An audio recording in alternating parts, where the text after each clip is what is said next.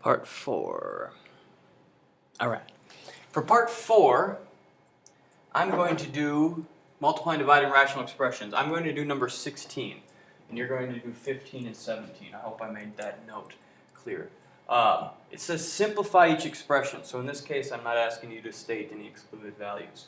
So for 16, the first thing I should notice is that it's division. Anytime it's division, my first step is always to turn it into multiplication. So I rewrite the entire thing, n squared plus 17n plus 72 over n squared plus 14n plus 48 times, now I'm going to flip this. That goes down there, that goes up there. Because again, when you divide, you can multiply by the reciprocal. So n minus 10 over 10n cubed minus 100n squared. Uh-oh, there we go. All right, that's the first step if it's division. So if you notice, number 17 is also division, so you might want to flip that one. 15 is multiplication. You don't got to flip it. I just gave you the first step. Shouldn't have done that. Now, step number 2 is to decide what needs to be factored. And after you decide what needs to be factored, how do you exactly factor it? So number 2, I'm going to say that this piece up here, I want red. This piece up here is a quadratic trinomial, so I'm going to MAC-AB that thing. I'm going to go into this side over here. So I'm going to MAC-AB it. Step 2, I'm going to rewrite factor if needed. And then rewrite in factored form.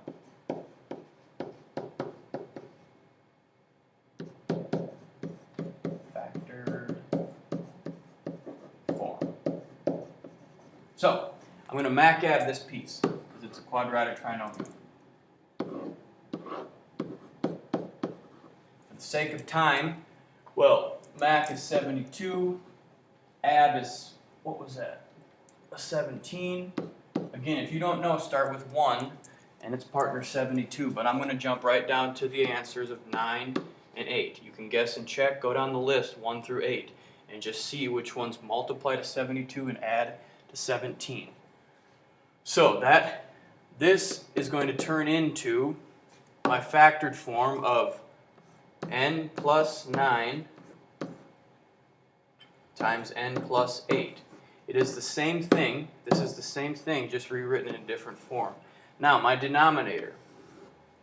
It is still a quadratic trinomial, so I'm going to use MAC-AB again. I will do that over here. MAC-AB. If you can do it in your head, that'd be awesome. Again, another way to think of it, what multiplies to the outside and adds to the inside. Multiplies 48, adds to 14. 48 is my MAC, 14 is my AB. In this case, it is 8 and 6. 8 times 6 is 48, they add to 14. So I'm going to rewrite it in factored form. My new denominator is n plus 8 and n plus 6. Now, this is going to be multiplied by, I look at this top right piece, n minus 10, and I already see that that is a factor, so I don't have to factor that. Now, its denominator, 10n cubed minus 100n squared, does look like it needs to be factored. In this case, the strategy would be GCF. I'm going to squeeze that in right here. GCF is what I'm doing for this. So GCF. It's 2 terms, so again, the perfect square thing could come into play, and 10 is not a perfect square, 100 it is, but they both have to be perfect squares, plus it's cubed. So, in this, I'm going to look at the first chunk, and I'm going to look at the numbers. There's a 10 and a 100. The GCF, the greatest in common factor between 10 and 100, in this case, is 10. 5 goes into both, but 5 is not the biggest one that goes into both. Now, what about the variables? There's 3 there and 2 in the second one. But I can only take out the in common. There's only 2 that are in common with both. So my GCF is 10n squared. So I'm going to rewrite the denominator over here, starting with the GCF of 10n squared. And I'm going to write what's left inside. Now, I've laid this out, I guess, pretty nice up here. 10n squared, or 10n cubed divided by 10n squared. 10 divided by 10 is 1. There's 3 n's on top, 2 on the bottom. So when you divide bases, you subtract the power. So I'm left with just n for my first term there. Now, 100, negative 100 n squared divided by the GCF. I'll do the side math here, I guess. 10n squared.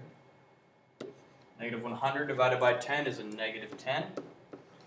And n squared divided by n squared, they cancel out. So I'm left with n minus 10 there. That is my second step. Bigger step because a lot of factoring was needed. I also rewrote it in factored form. Now my third and final step is cancel out like factors and write what remains. So I can do, I spelled remains wrong, how embarrassing. Remains, oops, now it's even in green. Remains, alright, I can do that up here again. So again, like terms on the top and bottom. I see an n plus 8 and an n plus 8 on top and bottom. And I see an n minus 10 and an n minus 10. I've crossed them out. Now I have to write what is left over. Thing that's left over in the top is this n plus 9. So I'll write n plus 9 all over. What's left down here? I see a 10n squared and an n plus 6. Let's write it in, I guess, standard form. So I'm going to list the highest power first. 10n squared times n plus 6, and I'm done. That is my final answer. Again, I don't need excluded values for this, the sake of this. So go ahead and try 15 and 17 on your own. If you're following along in this video, I apologize. I might have just used up your room for number 15, so you write it on a blank sheet of paper if you need to.